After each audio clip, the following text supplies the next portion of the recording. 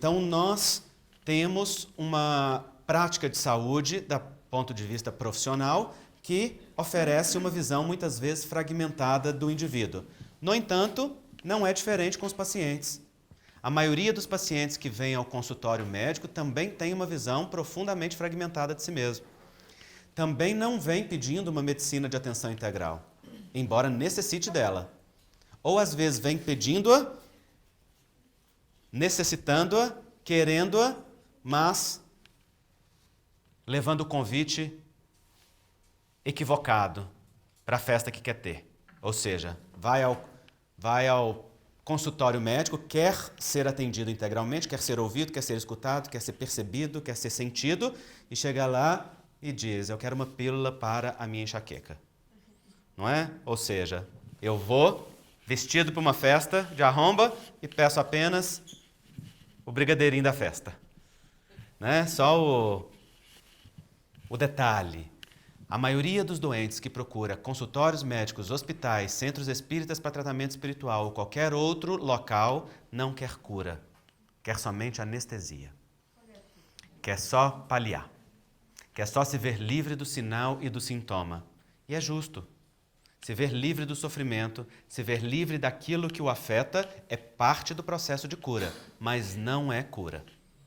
Então, se nós concordamos com esta visão e ofertamos apenas a paliação, nós beneficiamos o paciente, sem sombra de dúvida, em um nível, que é o nível da ausência de sofrimento.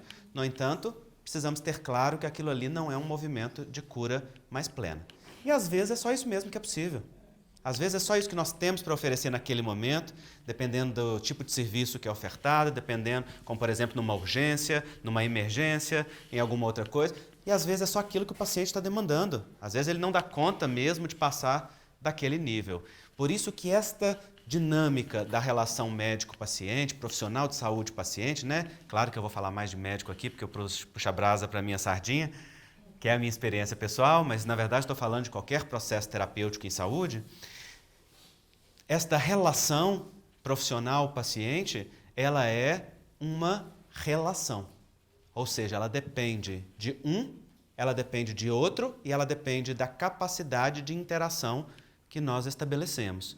Portanto, ela é um diálogo, ela é uma comunicação, ela é uma capacidade de acessar, de partilhar, de empoderar, de comunicar. E tudo isso, naturalmente, começa pela capacidade de ouvir, de acolher, de sentir, de receber, de permitir ao outro que seja aquilo que ele é.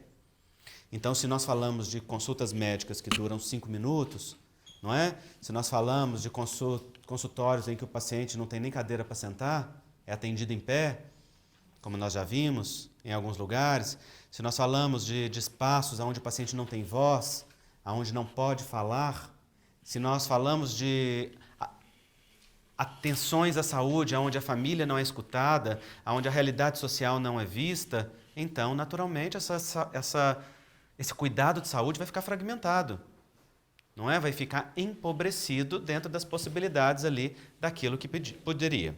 Então, a definição da OMS de um bem-estar físico, psíquico e social é algo muito amplo, no entanto, ainda muito desafiador para nós, porque nos coloca nos desafios desta vivência que envolve limitações do profissional, do sistema de saúde, no qual o profissional e o paciente estão inseridos, e do próprio paciente. E essa conjugação, todos nós que somos profissionais sabemos que é uma dança, né? Em que a gente rebola o tempo todo para tentar driblar aí os empecilhos, as dificuldades de evocar a melhor boa vontade, a melhor presença.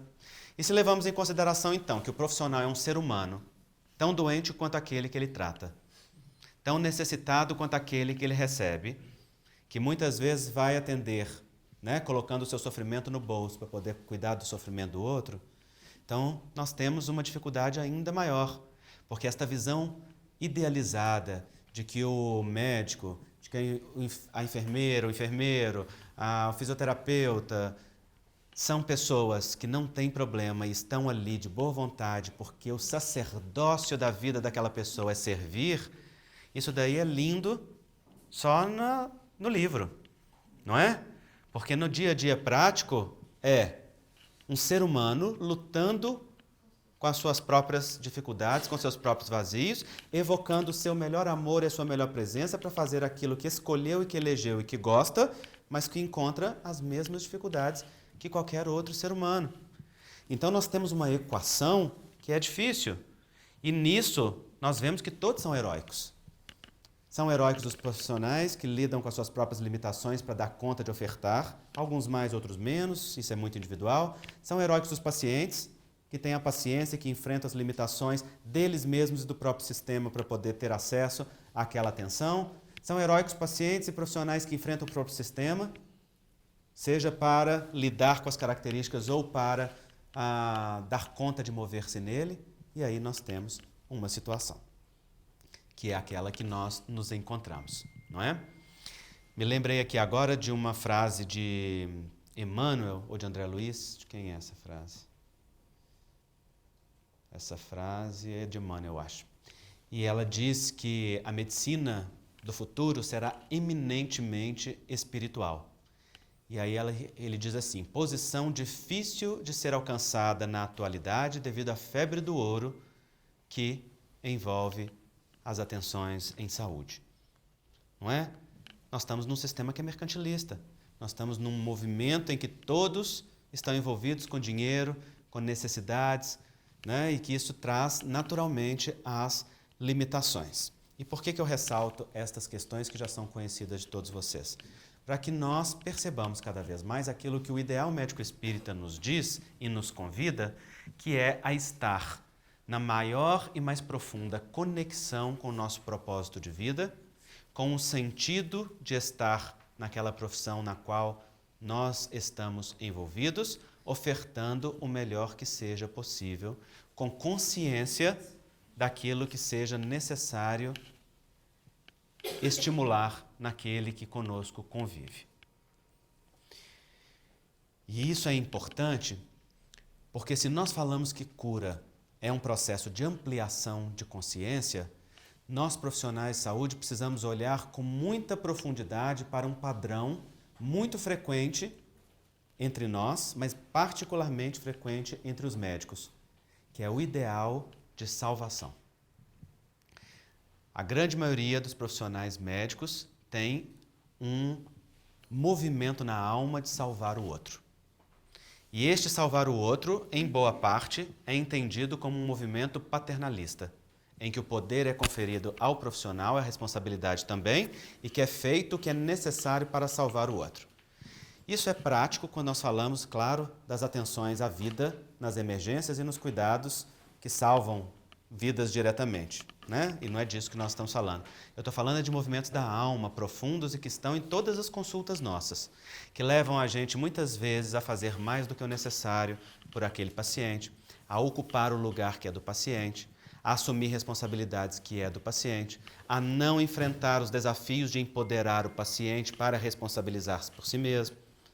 Porque às vezes é mais fácil liberar uma prescrição rápida para aquele paciente do que trabalhar com ele a educação em saúde para que ele não necessite daquela medicação naquela frequência, como, por exemplo, os psicotrópicos, não é? Que hoje nós temos um uso abusivo dentro da nossa sociedade. Então, olhar para aquilo que nos move dentro da prática de saúde é muito importante. No final, eu posso falar um pouquinho mais sobre isso, caso vocês desejem, dentro da perspectiva sistêmica, dentro do que esses movimentos significam dentro de nós, do ponto de vista, né, da ideia sistêmica. Se nós, então, acrescentamos ao conceito da OMS as definições de espiritualidade que o Espiritismo nos traz, então a conceituação fica ainda mais complexa. Nós temos uma definição do Espírito Emmanuel no livro O Consolador, onde ele nos diz que, na questão número 95, que saúde é a perfeita harmonia da alma. Olha que interessante a definição de Emmanuel. O que é alma, gente? Um espírito encarnado. E o que é o espírito?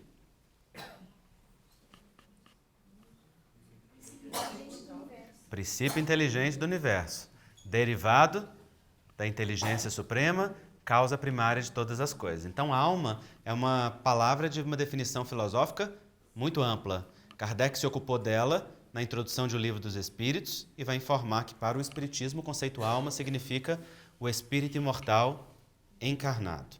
Espírito imortal em si mesmo, que é de natureza imaterial, porque é princípio inteligente do universo que está na matéria, e não algo material que também habita a matéria.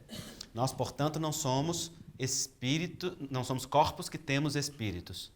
Nós somos espíritos que temos corpos, ou que estamos no corpo, não é? E essa perspectiva muda o olhar que a gente tem sobre a expressão dos sinais e dos sintomas na nossa vida.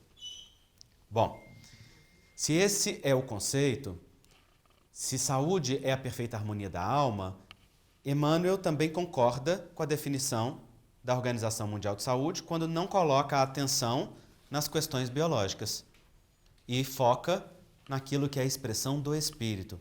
Muito natural, porque se somos espíritos imortais e se o nosso corpo biológico perece no fenômeno biológico da morte, então ele vai ser uma realidade passageira e, portanto, a atenção deve ser dada àquilo que é permanente.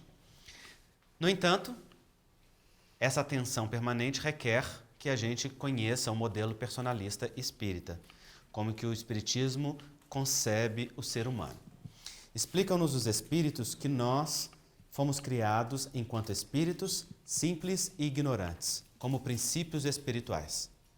E como princípios espirituais, ainda não individualizados, estagiamos nos reinos inferiores da natureza.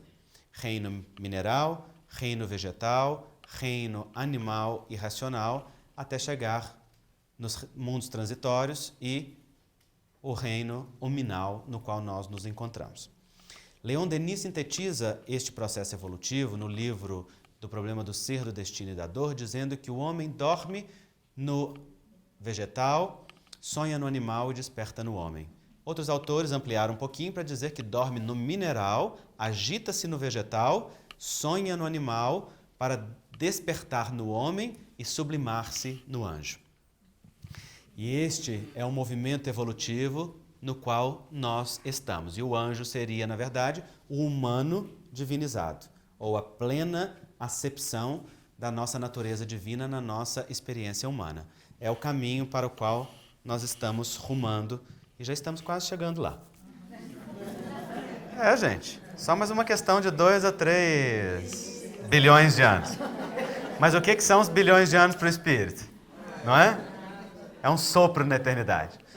Já passamos por esses outros bilhões de anos aí para trás, né?